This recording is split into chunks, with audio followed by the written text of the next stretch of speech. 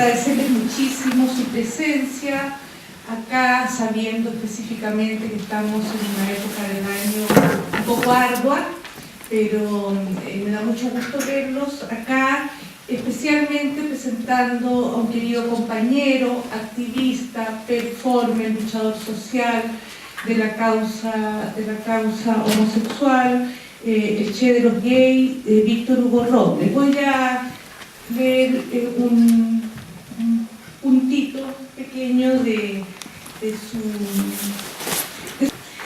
El Che de los gays, de 1903 a 1996, él fue integrante activo del movimiento de liberación homosexual móvil. Él produjo y condujo un programa radial que se llamaba Triángulo Abierto, que fue el primer programa de homosexuales y lesbianas en Chile. Desde 1995, él desarrolla acciones de impacto público, como ustedes lo vieron acá, a través de su identidad conocida como Che de los gays. Desde el año 98 al 99 produce y conduce Epidemia, primer programa radial sobre VIH-Sida en Chile, en Radio Tierra. También el primer programa radial sobre esta materia. Desde el 99 al 2002 es colaborador habitual de distintas revistas como Vivo Positivo, etc. En 2008 publica en Editorial Arcis y Editorial Cuarto Propio Bandera Hueca, una historia del movimiento homosexual en Chile. Este libro tiene un impacto, circula no solamente por librerías, sino también por las redes. Después, en 2006, presenta en el Festival Internacional de Nuevo Cine Latinoamericano en La Habana, Cuba, el documental que se basa en su trabajo político-cultural, El Che de los gays. Ha recibido premios por este documental, que es otro que el que vimos, es un documental bastante más extenso. En 2010 presenta su carta de apostasía a la máxima autoridad eclesial de Chile, al cardenal, y por esa carta se abrió una polémica en los tribunales de justicia. El Che de los gays es el primer apóstata judicializado en la historia de Chile. Yo quisiera, como ven ustedes, su trayectoria de Víctor Hugo es plural, móvil, va de un lado para otro, se mueve en distintos espacios, pasa de los espacios culturales a los espacios sociales, pero yo quisiera muy brevemente, de manera muy sintética, formular un pequeño campo en el cual, ¿no es cierto?, viene su figura a implementarlo y a poblarlo más, ¿no? En Chile hay una tradición literario-corporal de larga data sobre la apertura o el tránsito del sujeto homosexual por la letra y por los espacios de arte. Yo pensaría en Augusto Dalmar como una figura muy intensa, con su libro Pasión y Muerte del cura de Husto, publicado en la década de los 30, trabajado magistralmente por la profesora Silvia Molloy, que está aquí con nosotros. Ella conoce muy bien ese libro y su dirección. Después habría que pensar también en la línea de la escritura, en José Donoso, definitivamente cuando instala, ¿no es cierto?, la loca, la figura de la loca en El lugar sin límites, poniendo esa figura en el centro de un transcurso complejo, móvil, confuso, difuso, pero extraordinariamente poblado de sentidos. También pensaría en el otro ámbito, en la figura performática del chileno Carlos Lepe, que abre un espacio muy importante para pensar el cuerpo insumiso gay, junto también con el cuerpo de la madre, generando allí una situación más ligada al melodrama, ¿no?, con mucha potencia y mucha intensidad. Más adelante, en los 80, también como antecedentes de Lepe, habría que pensar en Francisco Copelo, que es uno de los primeros performers, que después pasa parte importante de su vida aquí en Nueva York, y allí despliega pues precisamente ese sujeto móvil, flujo, muy inabarcable, que va a incidir en Carlos Lepe, pero Carlos Lepe le da el lugar local, le pone el melodrama y pone también lo tecnológico y la madre como capital, ¿no? Después Las Yeguas del Apocalipsis, conjunto colectivo pues formado a finales de los 80, que intervienen espacios públicos y, ¿no es cierto?, unido a lo performático, a la demanda por los espacios gays, sobre todo siguen un poco la política de incidir sobre los espacios políticos para poner allí el sujeto gay, para su inclusión, ¿no?, en un lugar bastante rígido, con retóricas muy cerradas. Más adelante, mismas Yeguas del Apocalipsis hacen otro movimiento hacia la escritura en los 90, y ahí está publicando Pancho Casas y Pedro Lemebel. Pancho Casas primero poesía, con un libro muy provocador que se llama Sodoma Mía, y, ¿no es cierto?, Pedro Lemebel con las crónicas. Ese es el marco. En esa constelación, en esa primera constelación, viene esta figura que tiene una tradición por espacios públicos, el libro como un espacio público con Augusto Dalmar, ¿no es cierto?, a los pequeños lugares posibles de porosos que van abriendo, ¿no es cierto?, otras alternativas. Entonces, nos gustaría, con mi compañero chileno Marcial, que hemos estado juntos en varios episodios culturales ya, podemos formar una asociación. Tenemos la responsabilidad de conducir esta conversación en el entendido que cualquier cuestión que nosotros digamos va Víctor Hugo a poner su palabra propia. Incluso él puede discutir. Si una pregunta le parece que no está formulada hacia su práctica, pues él puede aclarar y corregir nuestras participaciones, ¿no? Pero yo quisiera preguntarte, querido, junto con agradecerte infinitamente este largo viaje del sur al norte, y me da mucho gusto verte aquí porque también nosotros nos hemos cruzado por mucho tiempo con el Che, ¿no? Entonces, ¿cómo te relacionas con este campo de fuerzas, ¿no? Quiero decir, que usaron distintos dispositivos para aludir a un cuerpo insumiso o en crisis o a la búsqueda de sus derechos. ¿Cómo te insertas tú en ese campo que circuló por los espacios públicos marcado por la disidencia o el goce y en algunos casos incluso el trauma?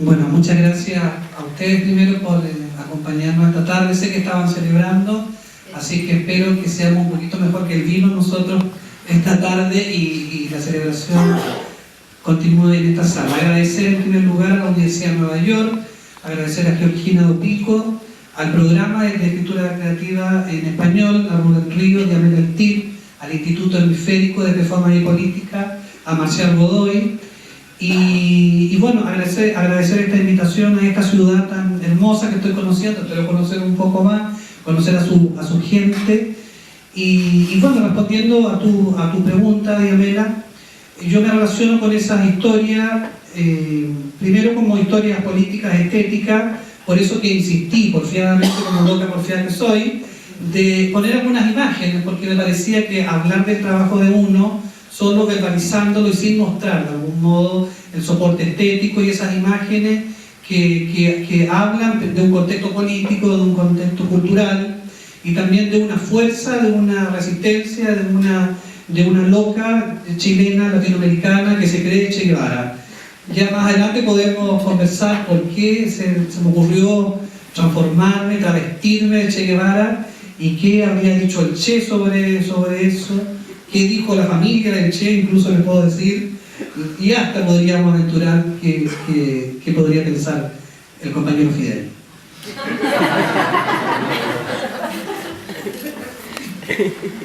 Siguiendo en esta línea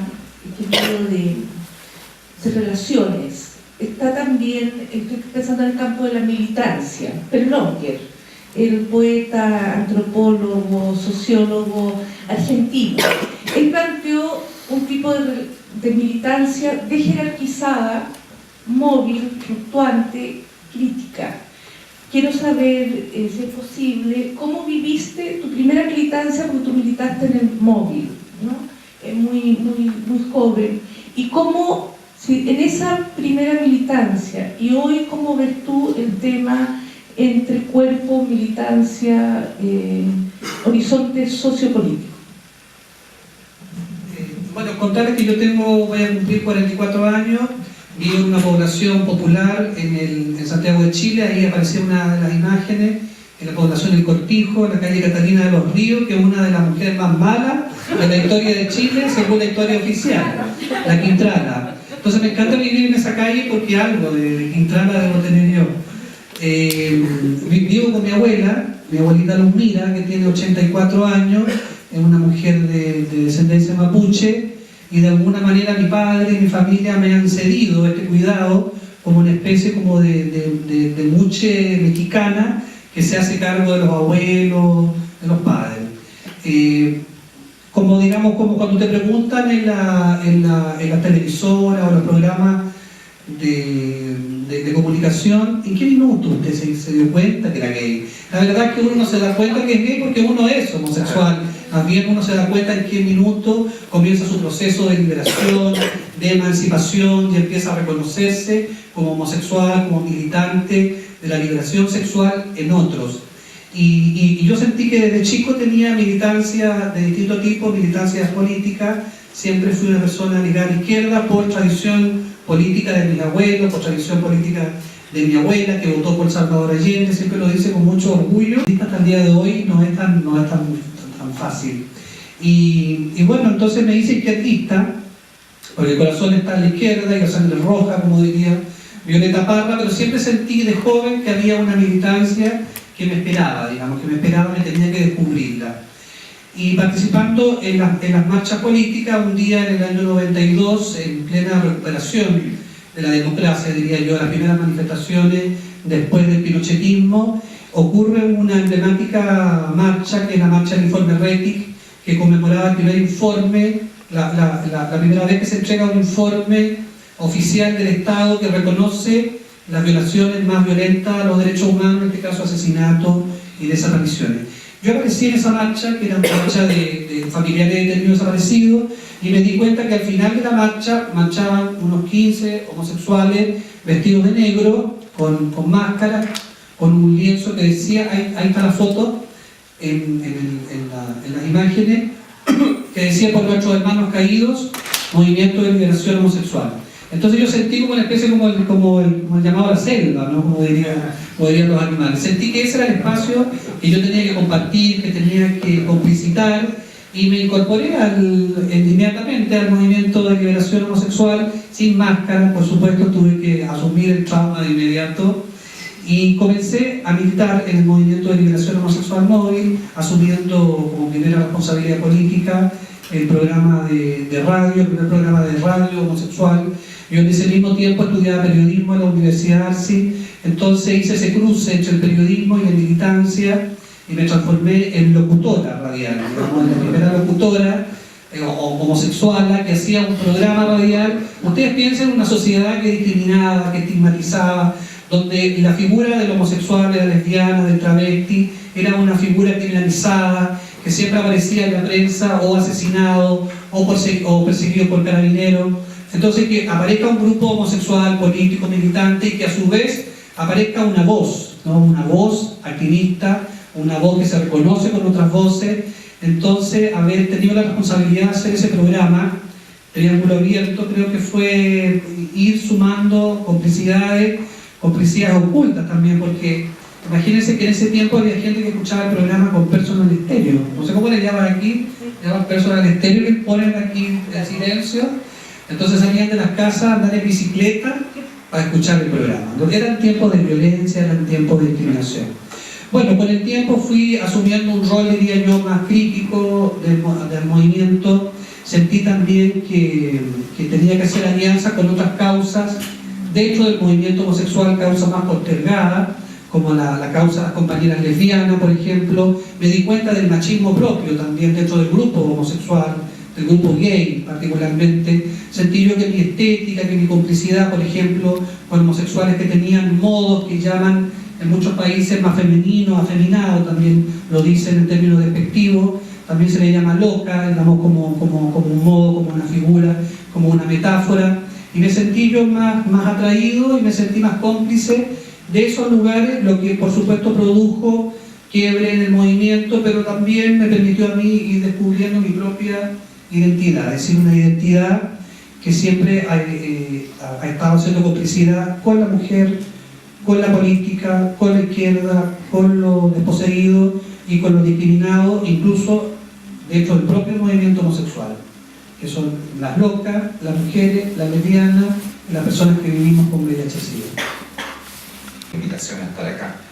Te quería preguntar, pedirte que nos hablaras un poco más sobre la relación homosexualidad-izquierda. Hacia mi opinión, la figura del Chelo, que es una encarnación un poco de una porfiada insistencia que yo siempre he admirado de la militancia homosexual chilena, de exigir un lugar dentro de la izquierda. Y eso yo creo que tiene que ver con que parte del derecho que reclamamos es el derecho de habitar nuestras propias utopías, ¿no? Y dada la relación de la izquierda histórica frente a los homosexuales y a los temas de la diversidad sexual, no es inmediatamente intuitivo que se haga ese reclamo y se reclame ese espacio dentro de una historia de la izquierda. Entonces, ¿podría hablar un poco más sobre eso? Bueno, yo les podría contar primero cómo nace el Chelo Gay, porque creo que sería interesante hacer ese cruce y desde ahí hablar de la izquierda. Cuando les conté que estudiaba periodismo en el ARSI, en el año 97 comienzan a aparecer en el campus de Huérfano puros grafitis del Che. Y la verdad es que yo no entendía por qué habían tantos grafitis del Che. Lo único que entendía y que sentí como deseo estético, político, era de pintarle los labios rojos con rouge al grafiti del Che, para ver qué pasaba. Yo dije, a lo mejor genera algún revuelo, algún escándalo, pero no generó ningún escándalo, porque la universidad donde aparecían los grafitis era una universidad de izquierda, progresista, liberal, en fin. Y la verdad es que me molestó que no se produjese ningún escándalo, entonces lo provoqué. Y justo ese día había una fiesta en contra de la censura que organizaba, diría yo, como el estamento o el lugar más contracultural en la escena chilena de los años 90, protagonizada por Patricia Rivadeneira, que ya no los conocen, pero algunos sí, y Vicente Ruiz, donde ellos hacían actos en contra de la censura, en contra de todo acto de discriminación. Bueno, y yo llegué a ese acto, cuento corto para no hacerse las largas, terminé tirándole agua a la actriz que protagonizaba el evento, robándome, por supuesto, el estrellato, y siendo censurado en el acto en contra de la censura. Entonces yo gritaba, ¡esto es censura! ¡Esto es censura! Y todo el mundo pensaba que era parte del show, pero la verdad es que no, era cierto, me estaban censurando. Bueno, así nació el Chelo Gay, polémico, desafiante, diría yo, incluso respecto a sus propios padres, porque Vicente Ruiz también tiene una larga carrera con la Patricia también de intervenciones, de provocaciones, pero yo sentí de algún modo que el Che tenía que nacer también con ese acto de provocación. Lo siento ahora, en ese minuto me surgió así. También relaciono el agua como un espacio, como un símbolo del bautismo católico, siendo apóstata, pero igual reconozco que el agua es utilizado como un símbolo del bautismo cristiano. Bueno, ¿y por qué el Che? Después me pregunté por mucho tiempo, ¿por qué se me ocurrió transformarme en el Che de los gays? Y la verdad es que yo creo que el comandante me eligió a mí, la verdad. O sea, después un amigo antropólogo me dio una clave que yo no sabía. Esto es el año 97. Resulta que el cuerpo del Che estuvo por muchos años perdido.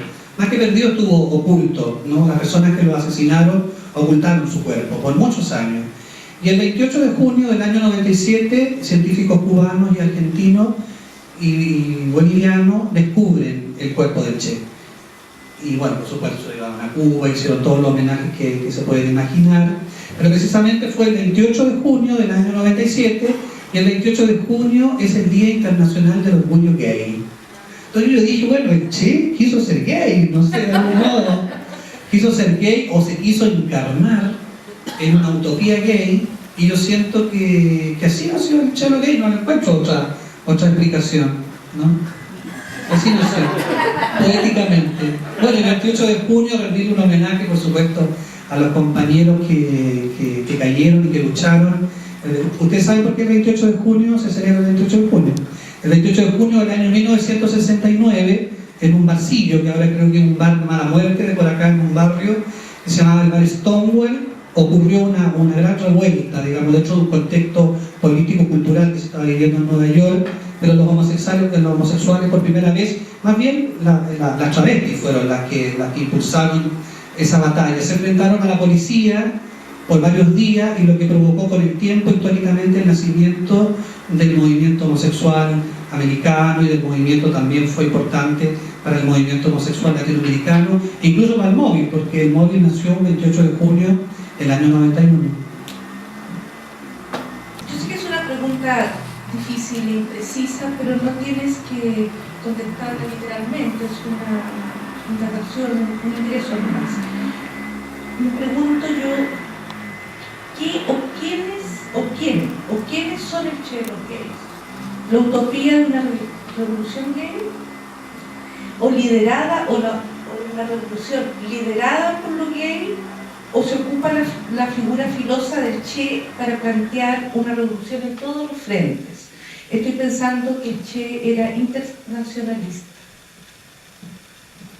Bueno, pero también pensemos que el Che era hombre, era macho, era heterosexual aparentemente, no sabemos si en la selva, por supuesto, hubo algo ahí, no lo vamos a ver, pero seguramente puedo decir. Pero lo que hago yo es utilizar esta figura atrevidamente, diría yo. Seguramente su familia, seguramente Fidel, seguramente guevaristas más radicales no están de acuerdo en la contaminación o en la homosexualización del Che.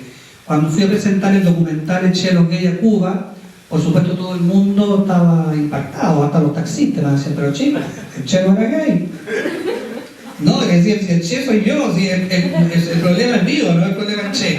Entonces les tenía que explicar yo, primero que era un problema, para que se quedaran tranquilos, ¿no? Y que si fuese un problema, el problema era mío.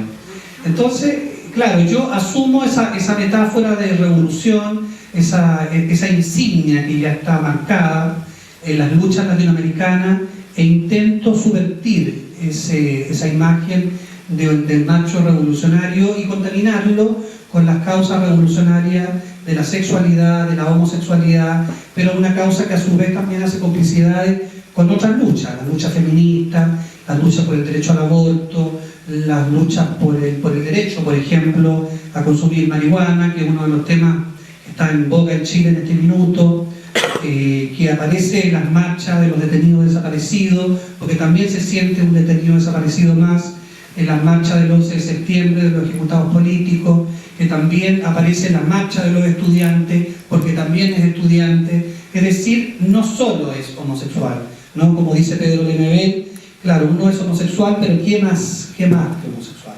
¿No? Eres homosexual izquierda, eres homosexual anarquista, eres homosexual pobre. No es lo mismo ser homosexual pobre y rico, no les voy a explicar la diferencia entre un pobre y un rico, pero ser maricón y pobre cuesta, por lo menos cuesta ir para ir a la disco. Sobre el movimiento estudiantil que empezó en Chile el año 2011, y esa es una pregunta general cuál sería la evaluación del Che de lo que es del movimiento estudiantil, y especialmente en relación a las utopías que el personaje plantea, digamos, o sea, qué es visible, rescatable de la calle, de la protesta, de la movilización, y qué cosas se perfilan de una forma que quizás no sean tan utópicas y que nos muestren otras realidades. Bueno, que vuelva a aparecer la calle como un lugar de desafío y como un lugar de emancipación, creo ya que es una utopía hecha realidad. Me parece que los jóvenes estudiantes, particularmente los jóvenes estudiantes secundarios, que en el último año, en el año 2011, dieron una batalla por asuntos que son tan sencillos, pero a la vez son tan complejos, como es la educación estatal, gratuita, la educación laica, decimos nosotros, porque no tenemos educación religiosa, ya sabemos lo que hacen los curas. Y claro, entonces ver toda esa cantidad de jóvenes manifestándose en las calles, revolucionando la política, transformándose en actores y en actoras políticas, en nacimiento de nuevos líderes, por ejemplo, como Camila Vallejo, que creo que estuvo también aquí en la ciudad de Nueva York, otras compañeras también mucho más radicales como Eloísa González, es decir, un movimiento que dio vuelta a la política, que repolitizó la política y que la hizo volver a las calles. La sacó de los salones del Congreso, lo sacó de los salones de los partidos políticos, hizo cuestionarse a la propia izquierda también su rol en el movimiento social, pero como autocrítica diría yo, porque participé en muchas de las marchas, en varias de ellas me aparecía yo con un escudo, ustedes vieron alguna de las fotos ahí, que es un escudo de las escuelas públicas en Chile, o sea acá, pero se usa ese escudo que es un escudo como tradición, ¿no? La tradición de la escuela pública. Y bueno, en medio de todos estos gritos de los estudiantes, que por supuesto todo era maravilloso, pero había hartos que eran bastante detestables, porque primero varios de ellos eran homofóbicos, algunos gritos totalmente genitalizados, no, que te lo meto por aquí, que te lo saco por allá, o sea, todo el sexo transformado en consigna política, pero el sexo como castigo, no como goce, no como pasión, como lo sentimos nosotros. Entonces siento yo que ahí el movimiento estudiantil tiene que hacerse una autocrítica en el sentido que no es solo exigir educación gratuita, sino que también exigir educación sexual gratuita. En la última marcha de la diversidad sexual yo me aparecí con una pizarrita así como escolara que decía educación sexual gratuita. ¿Qué es eso de la educación sexual gratuita? No, bueno, cualquiera que quisiera tener información yo se la podía dar, ese era el mensaje.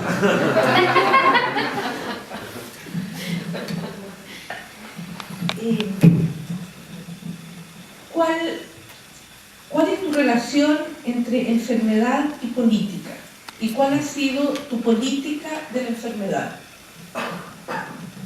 Bueno, mi política de la enfermedad es decir que yo soy una persona que vive con VIH, lo asumo como lo asumiría Susan Sontag, es decir, como una metáfora, como un cuerpo que asume un desafío político, y en ese sentido siento que es necesario primero visibilizar no solo el SIDA como una enfermedad, sino que visibilizarlo como una potente herramienta política de transformación. Efectivamente, dentro del movimiento homosexual, el SIDA es fundamental, porque de hecho provocó el nacimiento del movimiento de liberación homosexual. Por ahí tenemos a una compañera chilena que escribió un ensayo fabuloso, dice, tengo que leerlo, sobre el SIDA en la literatura, pero también el SIDA en la política, y en la política del movimiento homosexual es muy importante. Es el provocador, es el culpable. Entonces no es tan malo el SIDA, ¿no? Yo en un spot que hicimos una vez a favor del SIDA, es raro hablar a favor del SIDA, porque siempre hay campañas en contra del SIDA, como que si uno tuviera algo en contra del SIDA. La verdad es que uno tiene algo en contra de la discriminación. No puede tener algo en contra del SIDA, porque si uno vive con SIDA, vive con VIH-SIDA, estarían en contra de uno. Lo que uno tiene que estar en contra del estigma, de la discriminación, de cómo se asume el SIDA como una enfermedad catastrófica, como una enfermedad terrible, demoníaca, como en los 80, bueno, aquí en Estados Unidos el movimiento homosexual desapareció a propósito de la calamidad, de la enfermedad, pero también a propósito del estigma y la discriminación. Yo diría que en este minuto la gran enfermedad es el estigma y la discriminación. Y como activista político, como activista social, no puedo dejar de reconocer mi propia condición de persona viviendo con VIH, trabajar políticamente ese gesto, esa realidad, porque es una realidad, es decir, uno se enferma, efectivamente baja la defensa, aunque hay teorías que plantean que el SIDA no existe, ¿no? Como que la gente que se murió, no sé, porque dejó de respirar. Y bueno, yo he trabajado eso políticamente en la Coordinadora Nacional de Personas Viviendo con VIH, haciendo entrevistas, sacando revistas, es decir, politizando y haciendo del SIDA una metáfora cultural más que una terrible metáfora de la enfermedad. Tanto tu trabajo en la radio como tu trabajo en revistas de Biopositivo, en blogs, en todos los medios que has utilizado, tienes una relación muy profunda, el Che de los gays, con los medios, tanto medios más contestatarios o más comunitarios, como los medios masivos, que de alguna forma forman un soporte del trabajo que tú haces en la calle. ¿Podrías conversarnos un poco sobre esa relación con los medios, cómo te relacionas a los medios como activista, como periodista, en las distintas formas? Bueno, primero contarles que yo nunca encontré trabajo serio como periodista, porque después de ver todas esas imágenes, ¿en qué diario te van a dar trabajo como periodista? No existe. Además que como activista tampoco es un trabajo. No, claro, te invitan a estos eventos maravillosos, pero esto no es un trabajo remunerado, es un trabajo que se lo paga uno, digamos, con el sudor de la frente, como diría mi abuelita, ¿no?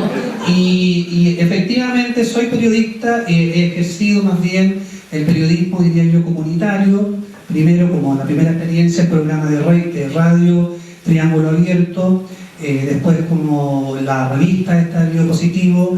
Luego sentí que, bueno, que como periodista no tenía pega, tenía que usar las herramientas que me había dado el periodismo para camuflarme con todos mis compañeros, por supuesto, que habían estudiado conmigo en la Universidad Arci, pero que ya trabajaban en la tele, trabajaban en la radio, trabajaban en los diarios. Entonces la verdad es que no me fue tan difícil hacer contacto con ellos, transformar mi personaje también en un personaje interesante, no solo porque tuviera amigos en los medios, tuviera colegas, sino que porque efectivamente el personaje se transformó en un personaje interesante en lo estético, en lo político, en lo cultural, pero diría yo que lo interesante ahí sería que yo comprendí la clave, digamos, la clave del interés mediático, del interés de la polémica tal vez, ¿no? La clave de la polémica, la clave de llamar la atención, diría yo, ¿no? Hay mucha gente que me critica, que me dice, no, y a Víctor Hugo siempre le gusta llamar la atención. Todo lo que hace es para llamar la atención. Bueno, pero sí, efectivamente, por lo que uno hace para llamar la atención, ¿no? Como florero de mesa. Porque los floreros de mesa tienen flores. Entonces, lo que uno intenta lucir son esas flores. Yo comprendí la clave, digamos, de la polémica, lo llamo escándalo, porque el escándalo, eso para la gente de la farándula, la gente de la televisión o del cine. Diría yo, bueno, tenemos a un cineasta chileno también que podría entender la clave del escándalo televisivo, del escándalo de Hollywood, por ejemplo. No, yo diría que es la clave de la polémica, pero de la polémica política, digamos, cómo se transforma la controversia, y por eso que me gusta cuando me presentan como un personaje controvertido, porque la verdad es que uno busca ser controvertido, ¿no? Uno busca llevar la contra, tener una opinión crítica y una opinión que no es mayoría, ¿no? Asumir esa minoría como un desafío político. Hablando de lo controvertido, en Chile últimamente se ha visto, ¿no?, un auge, la emergencia de voces muy mediáticas de movimiento homosexual hegemónico, burgués, de clase media alta, con valores que apuntan a la normalidad. No sé, tú lo llamaste los heterogays, ¿no? Y eso ha generado una serie de pugnas y debates de las cuales tú no has estado ausente, ¿no? En marcar un poco diferencias y polémicas digamos, con este panorama emergente de heterogays poderosos que tienen el oído de los medios, del gobierno, etcétera, etcétera. ¿Podrías hablar un poco de esa polémica? De la polémica con las igualadas, le llamo yo, como las teleseries mexicanas. ¿No ves que las teleseries mexicanas, las igualadas, las ricas le llaman a las empleadas pobres que quieren llegar a ser ricas, le llaman, eres una igualada? Bueno, yo les llamo igualada ya a las ricas que quieren ser pobres, ¿no? Que son estos homosexuales de clase alta que ahora se las dan de luchadores sociales. Bueno, no hay ningún problema en que sean luchadores, porque como uno no es fascista, tiene la puerta abierta para que todos puedan luchar. Pero no somos iguales, ¿no? Entonces cuando ellos se llaman y nace la Fundación Iguales, que incorpora primero a homosexuales de clase alta y a homosexuales de derecha, y homosexuales de derecha que se sienten muy orgullosos de lo que hizo el gobierno de Pinochet, de la violación a los derechos humanos. Entonces yo como homosexual de izquierda, la verdad es que no me puedo sentir igual a ellos. Yo no soy igual a ti, aunque nos guste tal vez lo mismo sexualmente. Aunque no sé, no estoy tan seguro.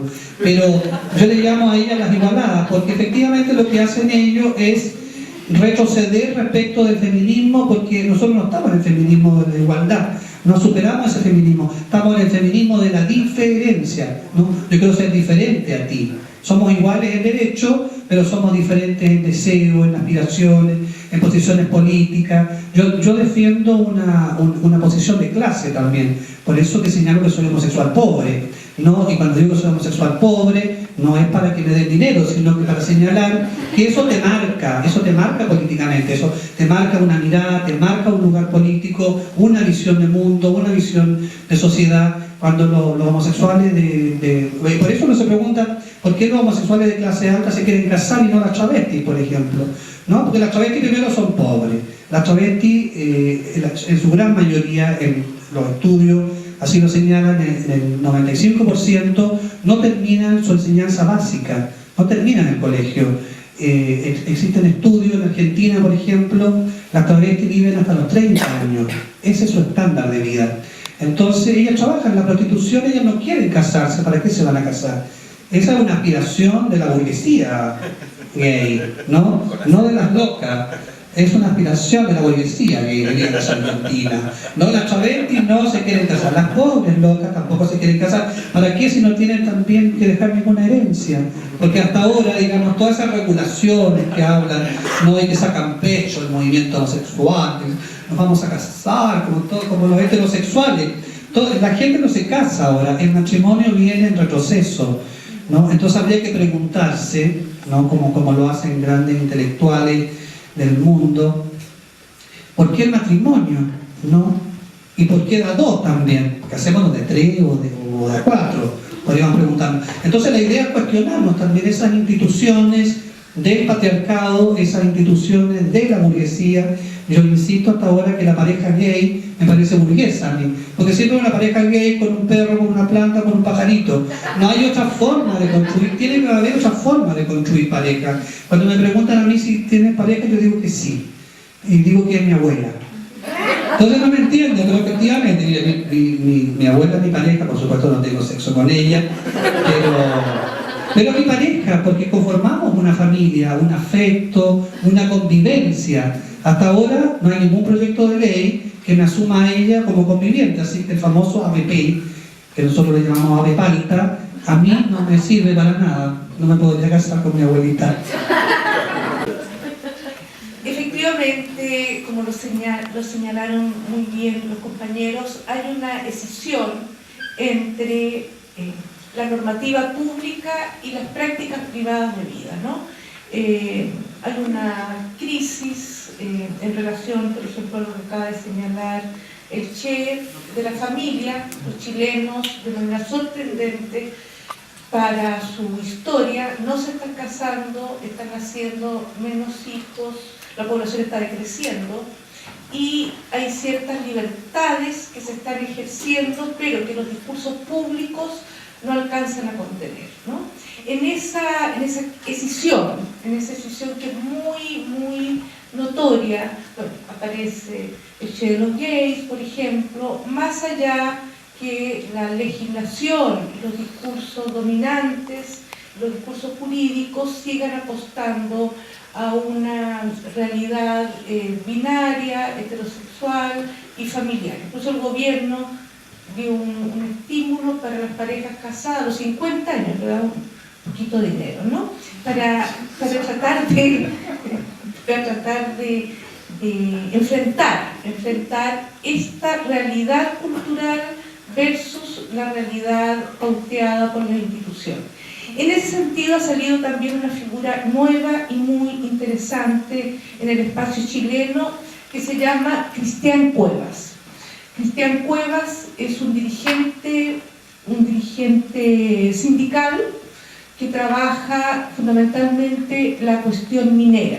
Es un dirigente de gran impacto y con luchas muy exitosas, ¿no? Él ha llevado adelante, ha encabezado huelgas y negociaciones que han sido muy positivas para los trabajadores, ¿no? Los ha representado y ha conseguido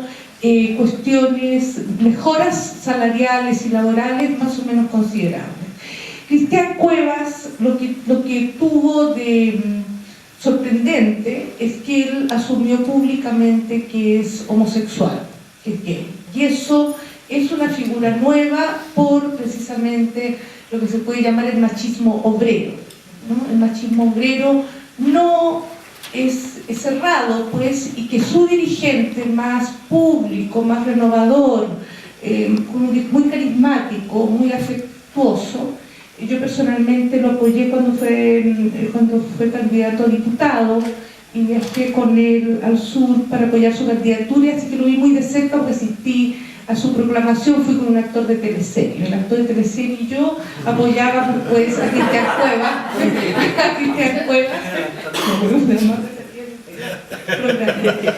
y esto fue en Lota. Hicimos una gran proclamación de Cristian Cuevas con la comunidad pues, de la zona. Pero, sin embargo, también Cristian Cuevas es un militante comunista. Ahí se para, él necesita pues un piso, tiene que operar políticamente desde un piso. Y ese piso se llama Partido Comunista, porque si queda afuera de todo, pues no tiene lugar de habla por las cadenas, el piso político, por no las redes políticas que sustentan las figuras. Pero Cristian Cuevas ha tenido un lugar paradójico, o pongámoslo así, el Partido Comunista lo toma y lo suelta, En principio él debería haber sido el presidente de la Central Única de Trabajadores, la poderosa CUT chilena, ¿no? La Central de Trabajadores, pero fue desplazado. Entonces, ¿cómo vives tú esa relación? ¿Tú compartes con Cristian Cuevas algunas áreas de intereses y discursivas? ¿Y qué te parecen los costos políticos que ha pagado Cristian Cuevas por definirse públicamente como homosexual? Bueno, Cristian Cuevas primero es un amigo, le vamos a mandar un saludo, porque ustedes saben que están transmitiendo este foro por streaming, es que estamos modernas, en vivo y en directo para todo el mundo, así que saludemos a los compañeros comunistas de China, por ejemplo, si es que nos están viendo, de Cuba, no sé, yo creo que ahí no están los canales. Y saludar a Cristian, si es que nos está viendo, porque efectivamente su liderazgo es un liderazgo nacional e internacional. Por primera vez un dirigente político de envergadura tradicional, poder decirlo así, como un dirigente obrero, minero, se declaraba públicamente como homosexual, asumía su homosexualidad. Todos pensaron que eso iba a significar un costo, que iba a dejar de ser dirigente, pero no fue así, ¿no? Sus compañeros, los viejos, como le llaman ellos, a los viejos del carbón, a los viejos de las minas, lo siguieron apoyando porque es un buen dirigente, un dirigente ético, es un dirigente que logra convocar a masa, que logra también resultados políticos, que resuelve huelga, que lo poderoso, el empresariado, le teme, pero también le temen ciertas estructuras, como dice Diamela, ciertas estructuras políticas tradicionales, diría yo, que existen en el Partido Comunista, que aún juzgan, por ejemplo, hay que decirlo derechamente, su sexualidad, su homosexualidad. ¿no? Y por eso es que creo que él no ha tenido tanto éxito y tanto avance en su desarrollo político, porque todavía hay enemigos internos al interior de su propia colectividad. Él, cuando fue candidato a diputado por Lota, él no fue diputado solo porque había muchos evangélicos en la zona, ¿no? Sino que porque muchos compañeros, incluso de la izquierda, convencieron a mucha gente de que no votaran por el maricón, ¿no? Y la verdad es que eso se llama campaña sucia en cualquier parte del mundo. Y efectivamente es un compañero muy valioso. Esperemos que en el futuro sea, bueno, ya no fue candidato, ya no fue presidente de la CUT. Hay una mujer, yo creo que también es un valor que exista la primera mujer presidenta de la CUT. Yo eso lo saludo, y esperemos que Cristian ocupe un rol. Él no habla de sitial, porque la verdad es que está dudando si ser candidato a diputado, porque eso lo podría alejar del mundo de los trabajadores. Aunque por supuesto a mí me interesaría más que fuera candidato a presidente de la República, ¿no? Tendríamos a un presidente homosexual, pero no solo homosexual, sino que un presidente de los trabajadores, un presidente del pueblo, y por primera vez un presidente que sale de la calle, después el presidente Allende. Vamos a abrir muy luego a preguntas, porque creo que sería muy democrático, un diálogo de ustedes en relación a todo lo que les parezca pertinente desde su intervención del Che. Yo te quiero hacer dos preguntas indicadas, ¿no? Que es una: ¿consideras a Che de los Gays una loca? Y la otra, para decir, ¿cómo ha sido tu experiencia de trabajar muy cercanamente con la crítica y teórica Nelly Richard? Y con eso cerramos y abrimos, pues. Bueno, claro que el Che es una loca porque yo soy la reencarnación del Che. Entonces, efectivamente, sería una loca. La loca es una metáfora, ¿no? No es que uno sea loca todo el día, no es que yo ande con la estrella, con la boina todo el día, ¿no? Me la pongo cuando tengo algún afán político, algún deseo político, a veces cuando quiero pasar piola, por ejemplo, cuando voy a la feria de mi barrio. Ustedes saben que una vez en la feria me atacaron a mí, ¿no? Un chico que vendía papa, yo lo cuento en el documental que no está aquí, un chico que vendía papa, al cual yo miraba, por supuesto, con deseos lujuriosos, con deseos carnales. No solo lo miraba a él, sino que lo miraba a todos los chicos. Pero resulta que este chico, algo detoné yo, y me increpó un día, ¿no? Me increpó, me dijo que, ¿qué miráis loco que pensáis que yo soy maricón? Me dice el chico, en su dialecto de chico, ¿no? Y yo le digo, no, le digo yo, ¿qué te preocupáis si el maricón soy yo? Bueno, fue para peor, cuento corto, el chico terminó enterrándome un cuchillo en el poto, por mirarlo. Entonces, claro, si fuera por eso yo debería andar como colador, la verdad, digamos, lleno de tajo, lo que te demuestra que efectivamente la visibilidad de la homosexualidad, la locura también podríamos decirlo, remitiéndome a tu pregunta, la locura de este Che Guevara también te puede llevar a situaciones tan dramáticas como esa, aunque hay otras, por supuesto, muchas más dramáticas, ¿no? Hace un tiempo en Chile asesinaron a un chico, Daniel Zamudio, que fue un caso que recorrió el mundo por la crueldad primero, porque fue asesinado por un grupo de 4 jóvenes casi de su misma edad, con características neofascistas. Entonces uno no entiende cómo en el año 2012 todavía hay gente que se siente con el poder respecto del cuerpo de otras personas, no solo para hacerle daño, sino para asesinarlo, ¿no? Lo asesinaron, lo marcaron con unos signos nazis en su cuerpo. Y claro, yo cuento esto porque a todos nos pasa, ¿no? Las travestis las golpean en las calles y ellas también son locas. Entonces, la loca callejera, la loca política, no es solo show, digamos, no es solo documental, no es solo performance, ¿no? También es calle, también es trabajo, la loca es una transgresión, ¿no? Es un desafío al machismo, es un desafío al hombre, pero no solo al hombre heterosexual, porque también desafía al hombre homosexual, al hombre gay, ¿no? Cuando los hombres gays se sienten incómodos, ¿no? Con las locas o con los gays más femeninos que desafían el patriarcado. La verdad que a mí me gusta desafiar al patriarcado, al padre. Bueno, Nelly Richard es una amiga, es una intelectual de peso político, teórico, cultural, ha sido muy importante en mi vida, en mi lenguaje, en mi mirada, en mi detención también en el objeto estético. Particularmente en el último tiempo con ella nos embarcamos en grandes proyectos, proyectos literarios, proyectos culturales.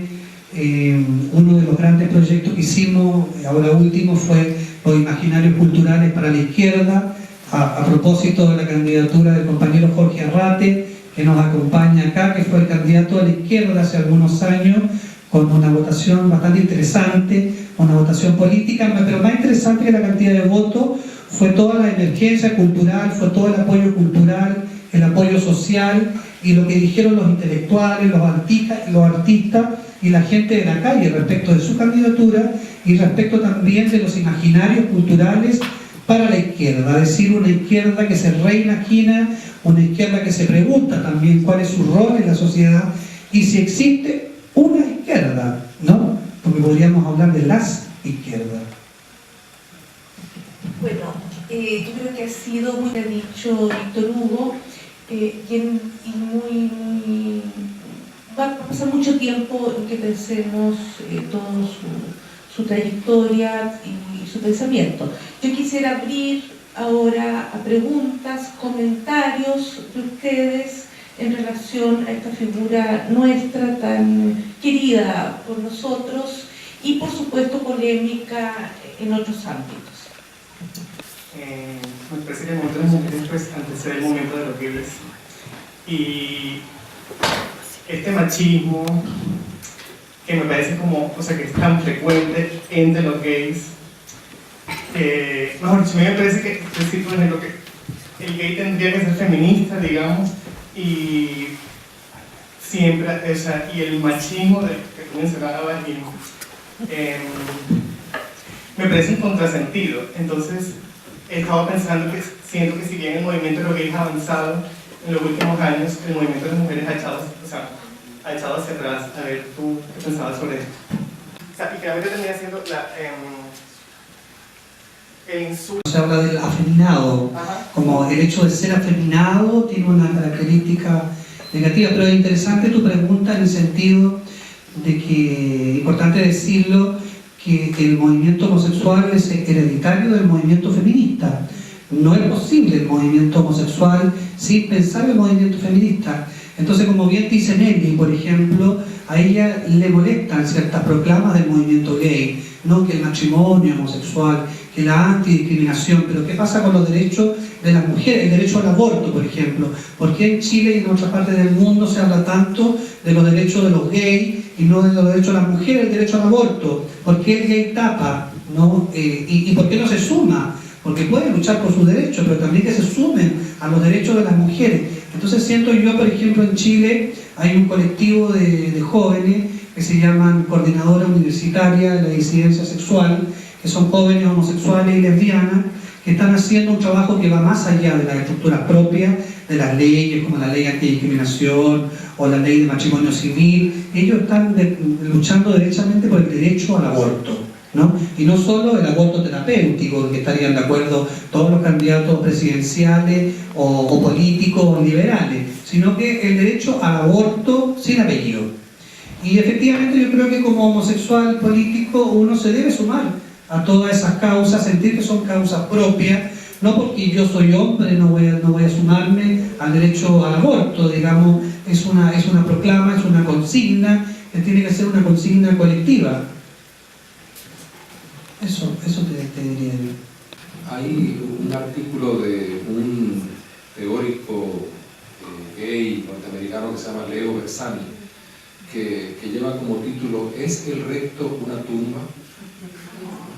Y ese artículo es sobre la estigmatización del sexo anal después del SIDA, ¿no? El modo como después del SIDA hubo como un regreso al closet en términos de toda esa relación que se estableció entre la liberación gay y el derecho a una sexualidad libertaria, vamos a decir. Hasta cierto punto las políticas que favorecen el matrimonio gay en ese aburguesamiento de la sexualidad conyugal doméstica, también contribuyen a ese readormecimiento del goce sexual. ¿Qué tú piensas del goce sexual como una causa política? Qué hermosa esa palabra sodomía, la palabra religiosa que viene de Sodoma y Gomorra. Bueno, y ustedes saben que en Chile se castigaba la sodomía, que es el sexo anal, y se castigaba con cárcel hasta el año 99, cuando se modificó esa ley, ¿no? Que es una ley heredada de los españoles. Yo diría que, claro, el sexo y el cuerpo es una política, el cuerpo sexualizado, el cuerpo viviente, el cuerpo que desea a otro hombre, el cuerpo que a otra mujer también, o a lo que sea, o a lo que se mueva, o a lo que venda. Y efectivamente el cuerpo es una herramienta de placer. Yo vivo bien placenteramente mi cuerpo, por eso que no tengo pareja y tengo amantes diversos, y utilizo todas las estructuras que establece el mercado, ¿no? El mercado gay está lleno de saunas y de cines, hay toda una estructura también hay todo un mundo de la sexualidad, de la diferencia sexual, que no es el sexo tradicional heterosexual, aunque los heterosexuales son bastante también poco tradicionales el sexo. Ustedes deben saber, los heterosexuales que están acá, que nadie es tradicional en la sexualidad, ¿no? Que la sexualidad es un ámbito de mucha creación, de mucha plasticidad, y yo diría que de performatividad también, y no solo de los jóvenes, sino también de la gente, de las personas adultas. Entonces yo diría que efectivamente el cuerpo es un lugar de placer, pero y también, porque es un lugar de placer, es un lugar de castigo, ¿no? Es un lugar de castigo, es un lugar de control. Por eso que el tema, por ejemplo, de la sexualidad en los niños sigue siendo hasta el día de hoy un tema tan complejo, ¿no? El tema de la pedofilia, el tema del deseo de la sexualidad con adolescentes. Por eso que nos enseña en los colegios a los niños respecto a la sexualidad, porque se les intenta limitar, se les intenta detener su sexualidad hasta llegar a adulto, como el hecho de ser adulto te haría libre de tener conciencia sexual. Son tantas las estructuras dominantes, y no solo en lo cultural, también en lo legal. Por ejemplo, en Chile existe la locura de que las personas, no sé aquí en Estados Unidos, pero todas las leyes tienen edades de discernimiento sexual, ¿no? Allá en Chile, para los heterosexuales es a los 16 años. A los 16 años tú puedes tener sexo legalmente, nadie te va a llevar preso. Y respecto de los homosexuales es a los 18. Entonces uno no entiende por qué hay esa diferencia de 2 años, ¿no? Como que los heterosexuales tuvieran más conciencia sexual que respecto a los homosexuales. Eso se llama prejuicio, se llama discriminación, se llama estigma, se llama ignorancia. Pero efectivamente yo creo que una de las grandes revoluciones del movimiento homosexual no solo ha sido los derechos civiles, sino que sacar la palabra sexual a la calle, por ejemplo. Pero hay retroceso, ¿no? Cuando se llaman homosexuales, a mí me gusta la palabra homosexual, ¿no? Y mencionarla muchas veces, mencionarla con esa de homosexual, ¿no? Y decirlo bien marcadamente, porque en muchos lugares esa palabra no se pronuncia, les parece mucho más delicada, mucho más fina la palabra gay, ¿no? Y de hecho hay mujeres en Estados Unidos, en otros países, que se llaman gay, ¿no? Las mujeres son lesbianas, no temen incluso al lenguaje, hay un temor al lenguaje. En Chile hubo una polémica hace un tiempo con mis compañeras de las Igualadas, porque ellas quisieron organizar ya la marcha de la igualdad, y después quisieron organizar la marcha de la diversidad sexual, pero quitándole la palabra sexual, que se llamara la marcha de la diversidad. Entonces nosotros reclamamos, porque ¿qué marcha de la diversidad? Va a marchar también la gente de derecha en la marcha, haciendo una marcha de la diversidad sexual. Queremos sacar el sexo a la calle, las tetas de los travestis, los potos de los travestis, ¿no? El cuerpo de los homosexuales, el cuerpo de la lesbiana, es el cuerpo el que sale, que se muestra, que se visibiliza. Y por supuesto que la gente se escandaliza. Bueno, que se escandalicen, una vez al año por lo menos que se escandalicen, pero son cuerpos políticos, no son cuerpos castigados por la policía, ni por carabineros, ni por la prensa. Es cuerpo libertario que sale a la calle a decir que tiene ganas. En la conversación, el Che López era un personaje que yo no conocía hasta este momento. La pregunta tiene que ver con lo siguiente, con el ícono, el rótulo que adquieres para convertirte en personaje público.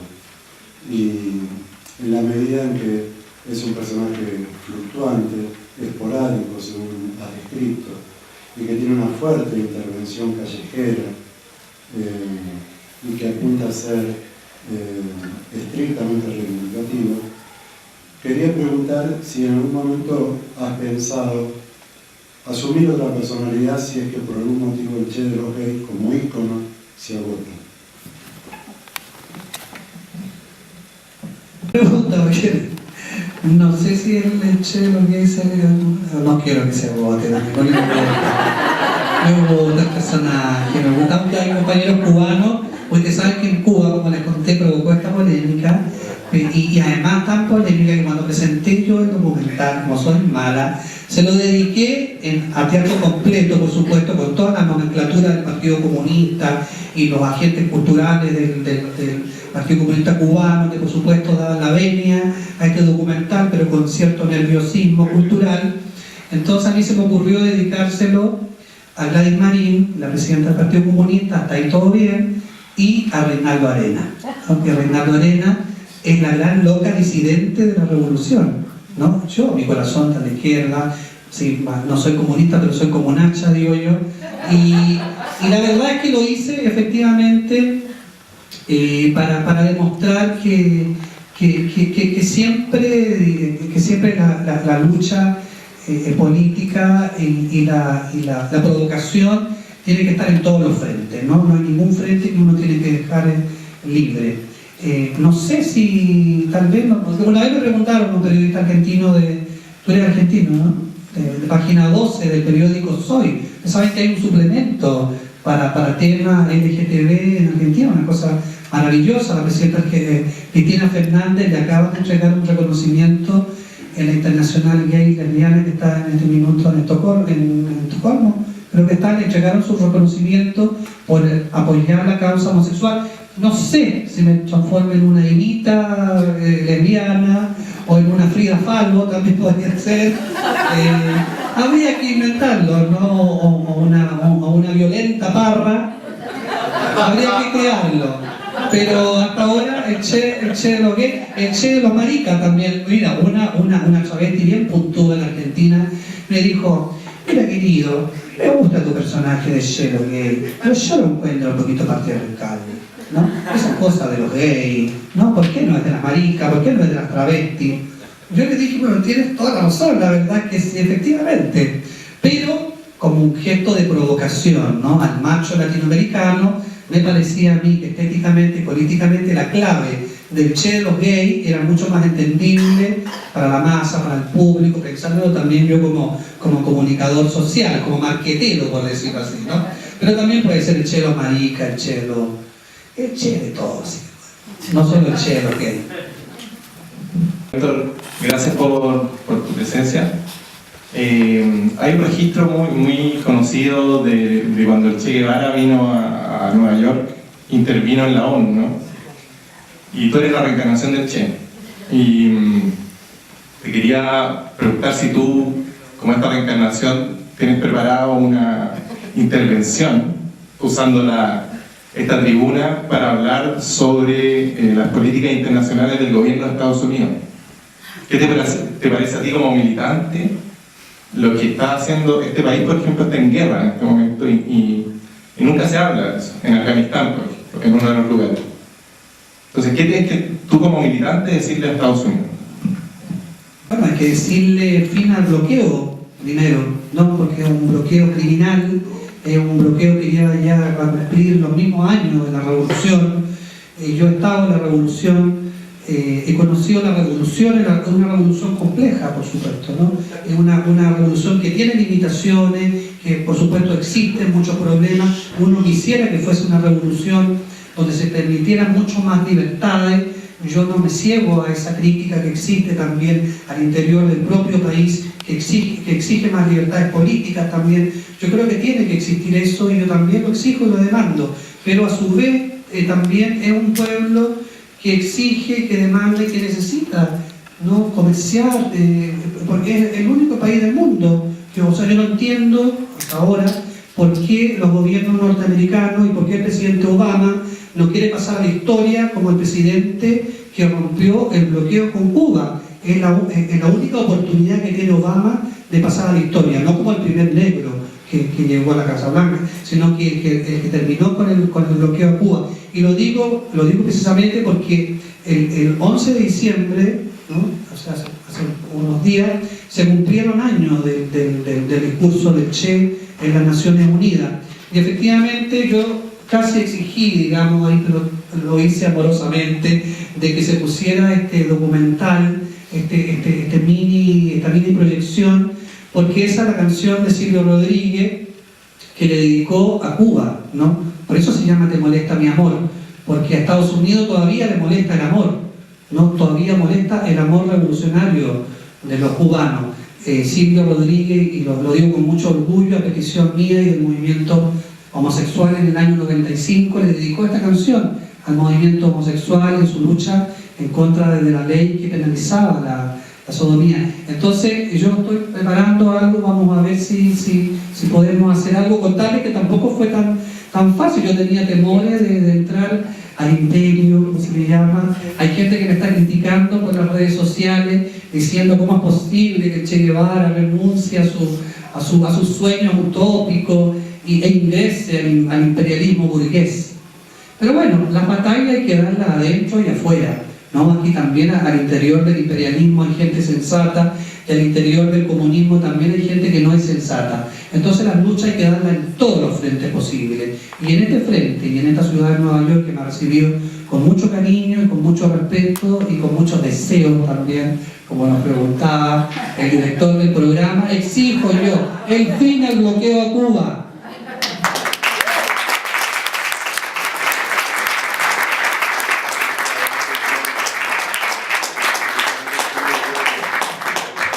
Bien, de nuevo, muchas gracias por su asistencia. Ha sido una noche inolvidable. Quiero agradecer también la presencia de Marcial, agradecer a Rubén por todo su apoyo a lo largo de esta larga logística que estamos efectuando. Saludar a Silvia Molloy, que les pediría un aplauso para nuestra